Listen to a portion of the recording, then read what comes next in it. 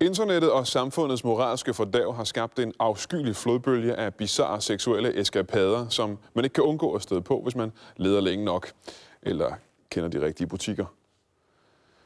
Her på Mørk og Jul har vi valgt at tale med en mand, hvis seksuelle tilbøjeligheder er både perverse og afvigende. Og pervers og afvigende er jo selvfølgelig en pleonasme.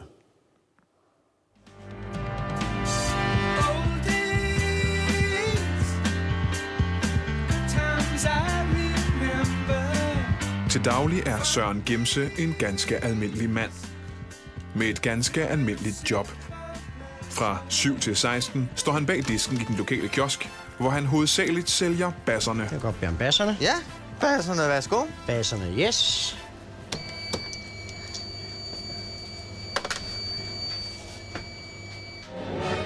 Men når det bliver fyraften, viser Søren en anden side af sig selv. En lyssky og ækel side, han gemmer for omverdenen. Søren er glory hole fetishist.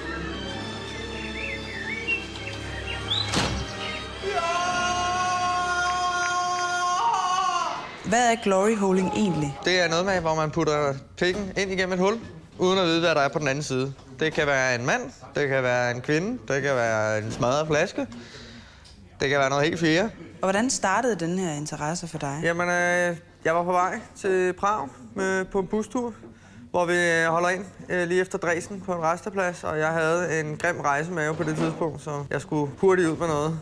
Og hvad oplevede du så i den situation? Jamen, jeg er sådan ud på toilettet, og der er lidt halvmørkt, så jeg sidder og famler lidt efter tingene. Pludselig så mærker jeg en erigeret penis ud af et hul gennem væggen. Der blev jeg godt nok tændt, dog. Er det en penis? Nej, for fanden. Af hullet. Jeg blev da tændt af hullet. Og vidste på det tidspunkt, at glory holes, det er fremtiden. Men for Søren var de hyppige besøg på offentlige toilethuller hurtigt ikke nok. Lige til samlingen her. Der skulle nye huller til, og masser af dem.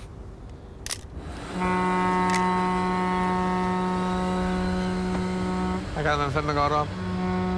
Det er også en smerte at have sådan nogle fantasier, der aldrig kan blive til virkelighed, ikke? Altså. Så må man jo tage billeder, så man har lidt til fantasien derhjemme, ikke?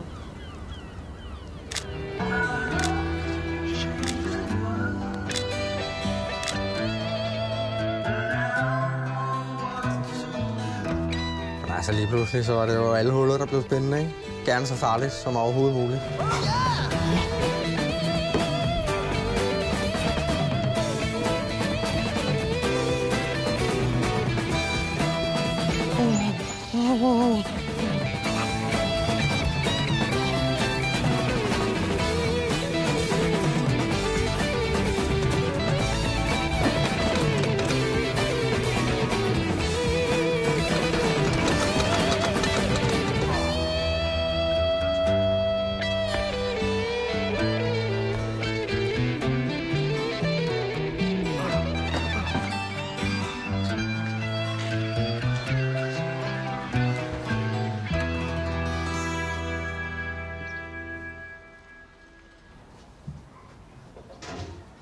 Ja.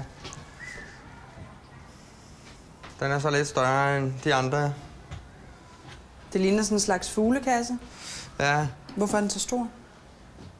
Jamen, det er simpelthen for at have plads til en ræv. Har du haft en ræv inden den der? Ja, det kan jeg godt love dig for, jeg har. Jeg har haft 2 ræve inde i den der indespærret i lang tid. Og det kan jeg ikke anbefale. Hvordan gjorde de? De gik i hvert fald hårdt løs på min tissemand. Og det er jo også på det tidspunkt, jeg indser, at det her det er ikke bare en fetish, men det er en alvorlig sygdom. Efter fiaskoen med rævekassen og de 4 uger på hospitalet, gik det op for Søren, at han virkelig havde brug for hjælp. Og den professionelle hjælp. Søren, velkommen. Tak.